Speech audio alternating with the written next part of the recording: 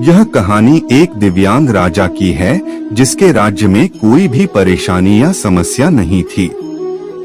सभी लोग उस राजा से बहुत खुश थे और ऊपर वाले से धन्यवाद करते थे कि इतने अच्छे राजा को उनके जिंदगी में भेजे हैं। वह राजा दिव्यांग था, उसकी एक आंख नहीं थी और एक पैर नहीं था, लेकिन फिर भी राजा को इस बात का कोई मलाल नहीं था। एक दिन राजा अपने महल के गलियारे में घूमते हुए अपने पूर्वजों की लगी तस्वीर को देख रहा था और सोच रहा था कि मेरे पिताजी इतने शूरवीर थे, उनके पिताजी इतने शूरवीर थे। हमें इतने शूरवीर खानदान में जन्म लेने का मौका मिला, यह ऊपर वाले का धन्यवाद है। राजा ने सभी चित्र को देखते हुए आखिरी चित्र तक पहुंचा और फिर उस खाली जगह को देखा तो वह चिंता में पड़ गया, क्योंकि उसे मालूम था कि अब यहाँ जो तस्वीर लगेगी वह उसी की लगेगी। लेकिन राजा को इस बात की चिंता नहीं थी कि वह मर जाएगा। चिंता इस बात की थी कि वहाँ जो पेंटिंग लगेगी वो कैसी लगेगी।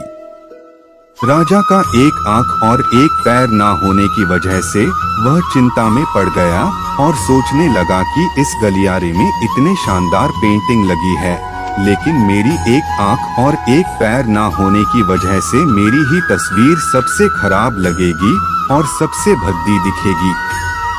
राजा ने सोचा कि मेरे मरने के बाद पता नहीं कैसी पेंटिंग बनेगी और क्यों ना मैं अपने जीते जी ही एक शानदार पेंटिंग बनवाऊं, ताकि मुझे ये सुकून मिल जाए कि मेरी यहाँ अच्छी पेंटिंग लगेगी। अब उस राज्य में ऐलान करवा दिया गया और सभी पेंटर्स को बुलाया गया और कहा गया कि जो भी पेंटर राजा का शानदार पेंटिंग बनाएगा उसे शानदार इनाम मिलेगा।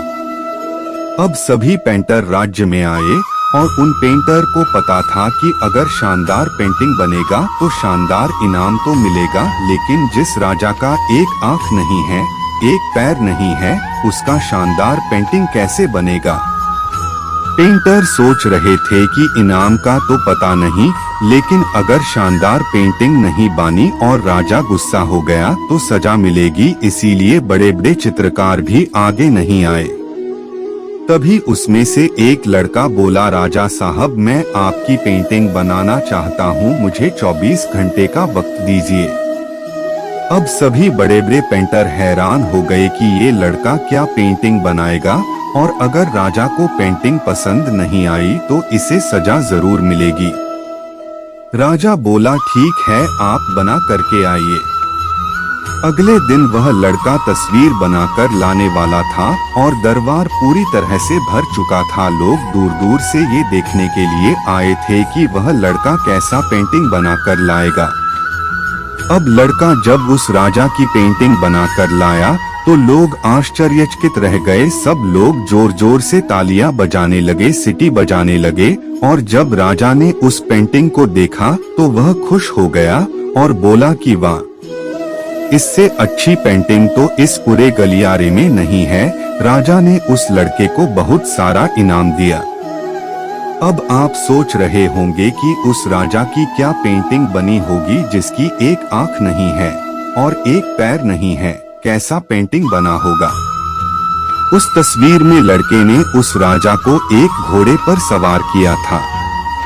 एक साइड से उस राजा का एक पैर दिख रहा था और राजा तीरंदाजी करते हुए निशाना लगा रहा था और निशाना लगाते वक्त एक आंख बंद हो जाती है और उस लड़के ने उस राजा की वही आंख बंद की थी जो राजा के पास नहीं थी।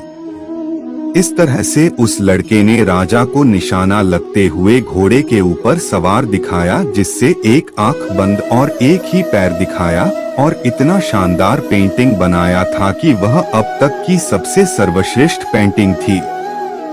उस लड़के के सामने भी चुनौती थी, संकट था, लेकिन उसने सकारात्मक का साथ नहीं छोड़ा।